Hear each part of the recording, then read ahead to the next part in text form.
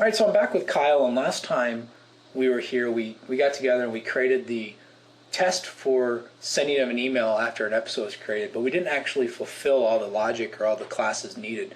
We just kind of built the logic and kind of primed it so in a TDD manner. So today we actually want to take a look at how we're actually going to fulfill this so it will ultimately pass our test and then we'll integrate into our actual real source code. There's a couple things we need to do here. I need to actually create the concrete I email service, or actually just the interface for now, along with the send email method. And then we need to add a fetch author by episode on our repository because we don't currently have that. And then finally we'll wrap up by tweaking our episode service signature. So the first thing I want to do is let's go ahead and create this email service. And while you're creating that, Derik, I should point out here that once this test is passing, a lot of people will probably notice that this isn't actually going to be done by any stretch. All we're going to have is an email service that at some point is going to send an email message, but we're not going to have an actual implementation. Correct.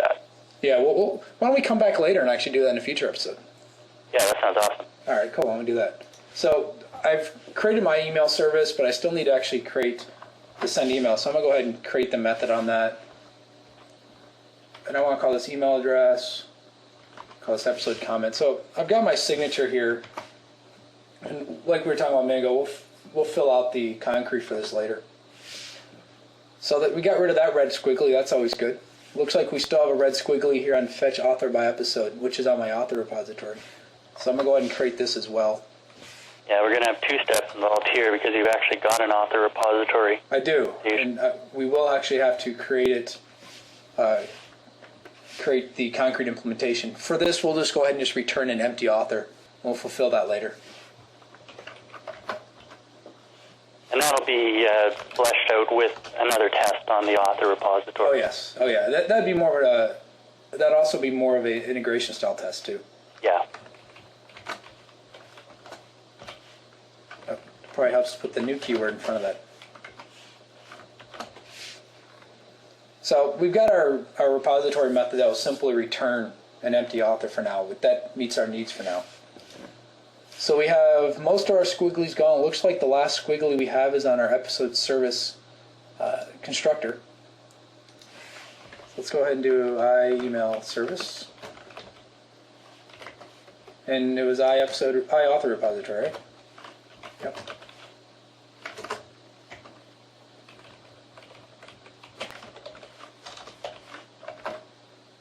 And I'm going to go ahead and create these as auto properties. I've recently been creating them as auto properties, but making sure that they're private. They could obviously be a field, but I've just kind of gotten into the habit of making them private properties. You'll need to rename the author repository there. You got an extra R. AURTH. Yep, AUR. Oh, yeah. F2. F2 is our resharper friend. Yeah. How did you ever code without resharper? Yeah, I find that I'm able to do it if I have to. But it's painful. Yeah. I'm able to do a lot of things that I don't have to. So we've got rid of this squiggly, but if you look over here, it looks like I've got a little red squiggly down here. So obviously I'm using this episode's object in another test somewhere. Let's see what I'm doing here. I'm testing the fetch archived episode. I don't expect that that's going to use our email service or our author repository. I could be wrong, but since we're creating this right now, I don't think it will. And I'm actually push those in as nulls. That is our dependency, so it's pretty clear that we probably won't. Yeah, I'm going to push those in as nulls. Yeah. To me, that's just a clear intent that states that I know I'm not going to use these in our test. So I got rid of all the squigglies. If I come back up here, let's see if I can compile. That's the first step in TDD, is that once you've got the test done, we have to make sure that it will at least compile. And it does. Worry about whether or not it'll pass the test later. Well, we know that we'll compile here, so I'm going to assume this will pass our test, but I could be wrong.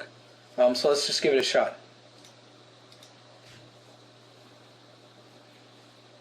Because we filled everything out, it all compiles, right? If it compiles, it's got to pass. Lay down some odds there for you against that. I'm sorry? I'll lay down some odds against that for you. You win. You know what, Kyle? We actually didn't implement it on the service, did we? That's right. That was the key part of our test. If you remember from the last episode, the main part of it was that we assert that we called send mail on the email service. So we need to do that. Now, fortunately for us, it's only a few lines of code. So I know that I need to grab an author because a comment doesn't have an author built into it. So, and fetch author by episode ID.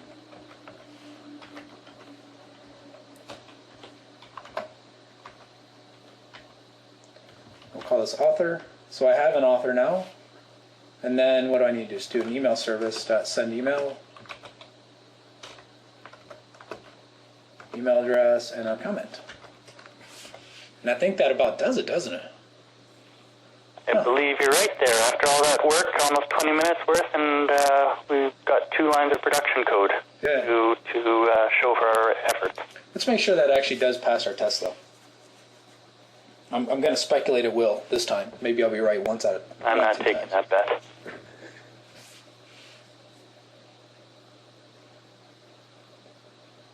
And it did.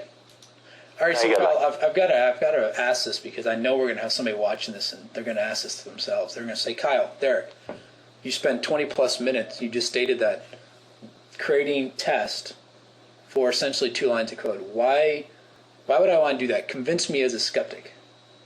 Well, the reason is I find is that if we didn't use this test to determine what code we had to write, I think it would look a lot differently. Maybe we would have created this author service that retrieved the author and had to send email on it, or maybe we would have had something on the comments and added a new method and made it more tightly coupled.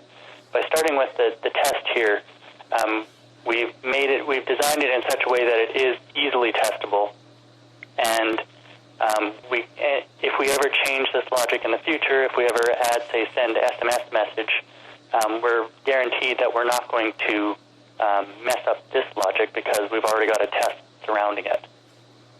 Okay. I can buy that argument. Of course you can. Well, hopefully the person asking that question will buy that argument because it's a valid argument. Well, if not, they know where to contact you there. There you go. So right now, as we pointed out earlier, this doesn't actually send an email. I'm thinking we should get back together in the future and fill this out a little bit further so it actually will send an email. We'll write some tests around that. Maybe even write some there's a reason this is called unit testing and not an integration test. Here, we'll definitely come back and take this all the way to the end. All right, I like that. Well, hey, it's been a good time. Thanks for your help, and let's get back together in the near future. Hey, thanks, Derik. Stop.